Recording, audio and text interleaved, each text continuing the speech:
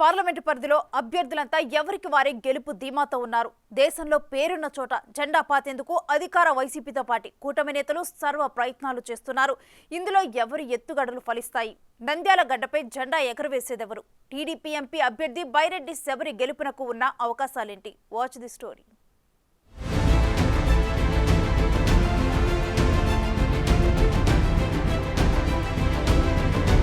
నంద్యాల భారతదేశంలో ఒక వెలుగు వెలిగిన పార్లమెంటు నియోజకవర్గం ఇది. నీలం సంజీవరెడ్డి, పివి నరసింహారావు లాంటి ఉద్దండులు ఇక్కడి నుంచి పోటీ చేశారు. ప్రస్తుతం ఈ పార్లమెంటు స్థానంపై అందరి చూపు ఉంది. రాయలసీమలో ఓ బ్రాండ్ సంపాదించుకున్న బైరెడ్డి రాజశేఖర్ రెడ్డి రాజకీయ వారసురాలిగా శబరి బరిలో నిలిచారు. మరోవైపు ఆమెకు ప్రత్యర్థిగా వైసీపీ నుంచి పోచా బ్రహ్మానందరెడ్డి ఉన్నారు. ఇద్దరే అయినా గెలుపు ఎవరిని వరిస్తుందోననే ఉత్కంఠ రాష్ట్ర వ్యాప్తంగా నెలకొంది.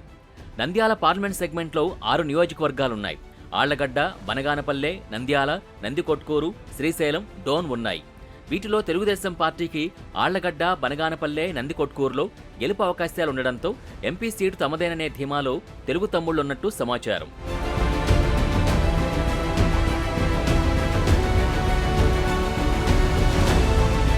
రాయలసీమ ఉద్యమ నేతగా పేరు తెచ్చుకున్న బైరెడ్డి రాజశేఖర్ రెడ్డి రాజకీయంగా ఒక వెలుగు వెలిగిన నేత.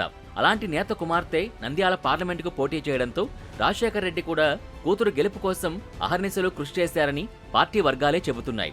జిల్లాలో ఉండే పరిచయాలతో ముమ్మరంగా ప్రచారం చేయడంతో పాటు పార్టీ కార్యక్రమాల్ని చేపట్టారు. పార్లమెంట్ భవన్లో తన కుమార్తెను ఎంపీగా చూడాలనే ఉద్దేశంతో ఆయన తీవ్రంగా శ్రమించారట. దీంతో పాటు నందికొట్కూరు, బనగానపల్లె, ఆళ్లగడ్డ, నంద్యాలలో బైరెడ్డి కుటుంబానికున్న బంధుమిత్రవర్గం శబరికి పొలిటికల్గా కలిసొస్తుందనే టాక్ నడుస్తోంది.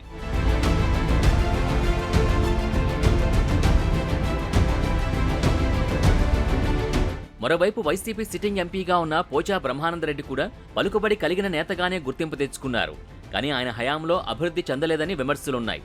కొన్ని చోట్లయితే ఎంపీని గుర్తుపట్టే పరిస్థితులు కూడా లేవని సొంత పార్టీలోనే గుసగుసలు వినిపిస్తున్నాయి. నిత్యం వివాదాల్లో ఉంటూ జనాలకు బ్రహ్మానందరెడ్డి దగ్గర కాలేకపోయారనే ఆరోపణలున్నాయి. గతంలో ఫ్యాన్ సునామీలో గెలుపొందారు తప్ప ఆయన చరిష్మా కాదనే వాదనలు ఉన్నాయి. పైగా వైసీపీ ప్రభుత్వంపై ఉన్న అసంతృప్తి ఆయన గెలుపు అవకాశాలపై ప్రభావం చూపే అవకాశం ఉందని రాజకీయ నిపుణులు అభిప్రాయం వ్యక్తం చేస్తున్నారు.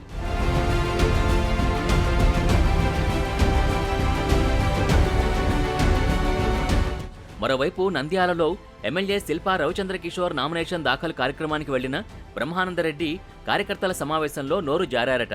ఫ్యాన్ గుర్తుకు ఓటేయాలని అనకుండా సైకిల్ గుర్తుకు ఓటేయాలని చెప్పడం వివాదంగా మారింది. ఊహించని విధంగా ఆ ఘటన జరిగినా దానిపై చర్చ మాత్రం తీవ్ర స్థాయిలోనే సాగింది. వైసీపీ ఎంపీ అభ్యర్థిగా ఉన్న నేత అలా ఎలా అంటారని కొందరైతే ఆగ్రహం వ్యక్తం చేశారట. మొత్తం మీద ఈ వ్యవహారం వైసీపీ అధిష్టానం వరకు చేరి కాస్త సీరియస్ అయిందనే వార్తలు గుప్పుమన్నాయి.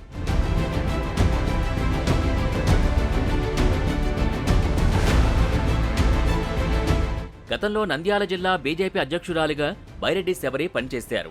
డాక్టర్ వృత్తిలో ఉంటూ జిల్లాలో పలు సేవా కార్యక్రమాల్లో పాల్గొన్నారు. తండ్రికి తగ్గ తనయ్యగా ఆమెకు పేరుందని స్థానిక నేతలే చెప్పుకుంటున్నారు. బైరెడ్డి అంటేనే ఫైర్ బ్రాండ్.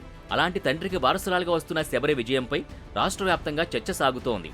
తనకున్న ఇమేజ్తో పాటు తండ్రికున్న పరిచయాలు, పేరు తన విజయానికి దోహదపడతాయని శబరి అనుకుంటున్నట్టు సమాచారం. ఇన్ని అనుకూల పవనాల మధ్య నంద్యాలలో టీడీపీ జెండా ఎగరవేసి ఢిల్లీలో ఎంపీగా అడుగుపెట్టాలనే దృఢ సంకల్పంతో శబరి ఉన్నారట. కూతురు గెలుపు బాధ్యతల్ని భుజాలపై వేసుకున్న రాజశేఖర్ రెడ్డి కూడా అన్ని నియోజకవర్గాల్లో విస్తృతంగా ప్రచారం చేశారు. ప్రజల్లో కూడా ఈసారి ఖచ్చితంగా బైరెడ్డి రాజశేఖర్ రెడ్డి కుమార్తె శబరి గెలుస్తుందనే మాటలు వినిపిస్తున్నాయి.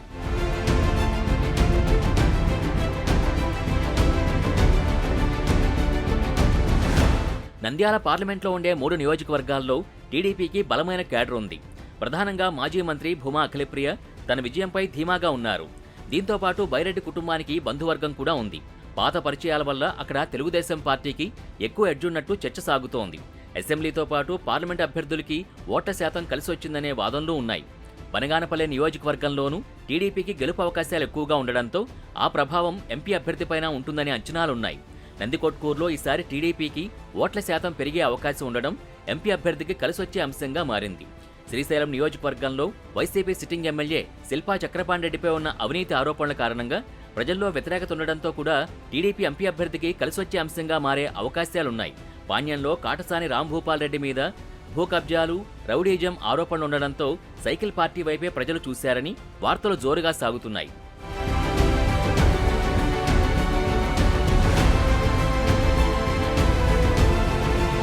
మరోవైపు డోన్ నియోజకవర్గంలో ఈసారి వైసీపీకి ఓటు బ్యాంకు పెరిగే అవకాశాలు ఎక్కువగా ఉన్నాయట.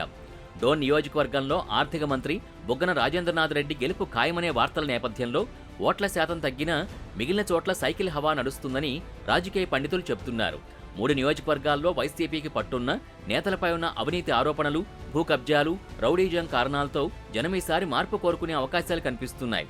పైగా టీడీపీ నేతలంతా అభివృద్ధి మంత్రంతో ప్రజల్లోకి వెళ్లారు. సో ఈ పరిణామాలన్నీ బైరెడ్డి శబరికి కలిసొచ్చే అంశాలుగా తెలుస్తోంది. అన్నీ అనుకున్నట్టు జరిగితే నంద్యాల గడ్డపై పసుపు జెండా రెపరెపలు ఖాయమనే టాక్ నడుస్తోంది.